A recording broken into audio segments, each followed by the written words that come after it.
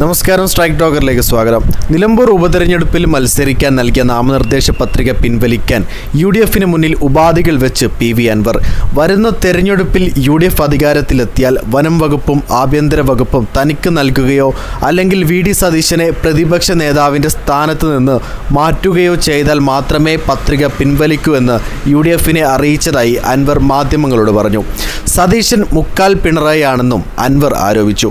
വനം മന്ത്രി സ്ഥാനം എനിക്ക് നൽകണം, പോലീസിലെ RSS വൽക്കരണം ഇല്ലാതാകണമെങ്കിൽ ആഭ്യന്തര വകുപ്പ് എനിക്ക് നൽകണം, അല്ലെങ്കിൽ VD സതീശനെ ആ സ്ഥാനത്ത് നിന്ന് മാറ്റണമെന്ന് ഉറപ്പ് നൽകണമെന്നുമാണ് ആവശ്യപ്പെട്ടത്.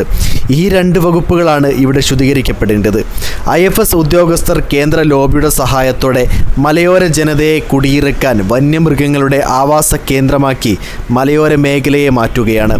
മൃഗങ്ങൾക്ക് കുടിക്കാൻ വെള്ളവും കഴിക്കാൻ തീറ്റയുമില്ല, സംരക്ഷണ ഭിത്തിയില്ല. ഈ രീതിയിൽ പോയാൽ കോഴിക്കോട് അങ്ങാടി വരെ വനമാകും. ഇതിന് തടയിടാൻ വനം വകുപ്പ് എനിക്ക് നൽകണം. UDFിലേക്കുള്ള വാതിൽ ഒറ്റയടിക്ക് അടച്ചത് VD സതീശനാണ്. അടച്ച വാതിൽ തുറക്കാൻ UDFിലെ ഉത്തരവാദിത്തപ്പെട്ടവർ ശ്രമിക്കുന്നുണ്ട്. ആവശ്യങ്ങൾ അംഗീകരിച്ചാൽ UDFിൻ്റെ മുന്നണി പോരാളിയായി രംഗത്തുണ്ടാകും. മത്സരത്തിൽ നിന്ന് പിന്മാറില്ല. സതീശനാണ് എന്നെ മത്സര രംഗത്തേക്ക് ഇറക്കിയത്.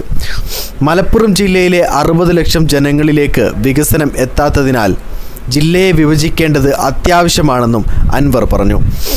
അൻവർ പറഞ്ഞ ഈ കാര്യങ്ങളിൽ നിങ്ങൾ യോജിക്കുന്നുണ്ടോ? നിങ്ങളുടെ അഭിപ്രായം രേഖപ്പെടുത്തുക. കൂടുതൽ വീഡിയോസുകൾക്കായി ഈ ചാനലിലൂടെ തന്നെ സബ്സ്ക്രൈബ് ചെയ്യുക. This is strike talker signing off.